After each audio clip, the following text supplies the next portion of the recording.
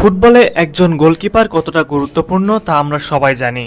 মাঠে 11 জন খেলোয়াড় থাকলেও শেষ মুহূর্তের একটি গোল আটকাতে পারেন শুধুমাত্র একজনই, তিনি হলেন গোলকিপার। উদাহরণ হিসেবে বলা যায় আর্জেন্টিনার জাতীয় দলের কথা।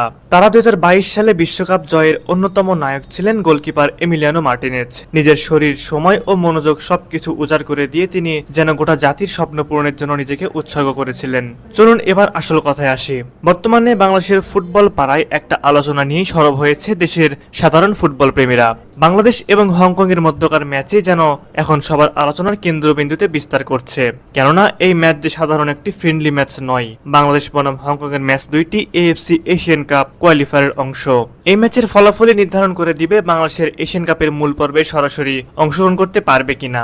আর তাই তো এই ম্যাচ নিয়ে দর্শকদের আগ্রহের শেষ নেই। বাংলাদেশ হংকং ম্যাচে গড়ে উঠবে দারুণ প্রতিদ্বন্দ্বিতা। প্রতিটা পজিশনে হংকং এর বিপক্ষে লড়াই করার মতো ফুটবলার রয়েছে বাংলাদেশের। তবে সবচেয়ে বেশি যে পজিশন নিয়ে আলোচনা চলছে তা হলো গোলকিপিং পজিশন। গোলকিপিং পজিশন নিয়ে আলোচনা করার মূল কারণ হলো দুইটা দলে একাধিক ভারসাম্যপূর্ণ গোলকিপার রয়েছে, যারা প্রতিপক্ষের বুলেট গতির শটও আটকে দিতে প্রস্তুত সবসময়। বাংলাদেশ দলে যেমন রয়েছে দ্য ওয়াল খ্যাত মিতুল মার্মা ও বাজপাখি খ্যাত মেহেদী হাসান শ্রাবণ, ঠিক তেমনি হংকং দলেও রয়েছে গোলবারের ভরসার প্রতীক হুং ফাই ইয়াপ ও ওয়া উইংসি। বাংলাদেশ দলের গোলকিপার মিতুল মার্মা ও মেহেদী হাসান শ্রাবণ এই দুই গোলরক্ষকই সম্প্রতি নিজেদের পারফরমেন্স দিয়ে প্রমাণ করে দিয়েছেন তারা যে কোনো বড় ম্যাচে প্রতিপক্ষের আক্রমণ রুখে দিতে প্রস্তুত। বিশেষ করে মিতুল মার্মা, যিনি বয়সে তরুণ হলেও মাঠে তার পারফরমেন্স এতটাই পরিণত, দেখে বোঝার উপায় নাই যে কদিন আগেই তার ন্যাশনাল টিমে অভিষেক হয়েছে। প্রতিটি ম্যাচে তিনি নিজেকে উজ্জ্বল তারকা হিসেবে প্রমাণ করেছেন। শারীরিক ফিটনেস, রিফ্লেক্স, সিদ্ধান্ত গ্রহণের গতি সব দিক থেকে তিনি এখন দক্ষিণ এশিয়ার অন্যতম সম্ভাবনাময় গোলকিপার।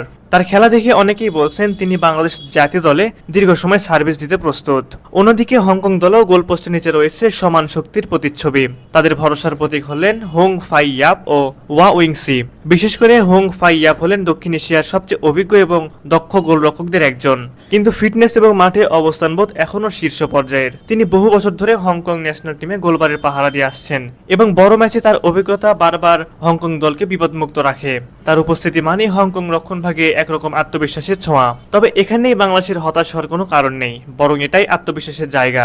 যেখানে একদিকে রয়েছে হংকং এর অভিজ্ঞতা, সেখানে আরেকদিকে বাংলাদেশ তুলে ধরেছে তারুণ্য ও প্রতিভার সেরা সংমিশ্রণ।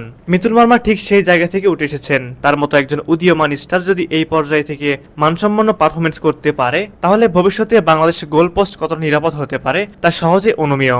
এবার একটু বললি বাংলাদেশের হারিয়ে যাওয়া এক বাজপাখির কথা, যিনি ছিলেন দক্ষিণ এশিয়ার সেরা গোলকিপার, যার দু হাত ছিল বাংলাদেশ দলের রক্ষার বাহন। তিনি যেভাবে বলকে সেভ দিতেন, যেন পুরো বাংলাদেশকে তিনি প্রতিপক্ষের আক্রমণ থেকে রক্ষা করলেন।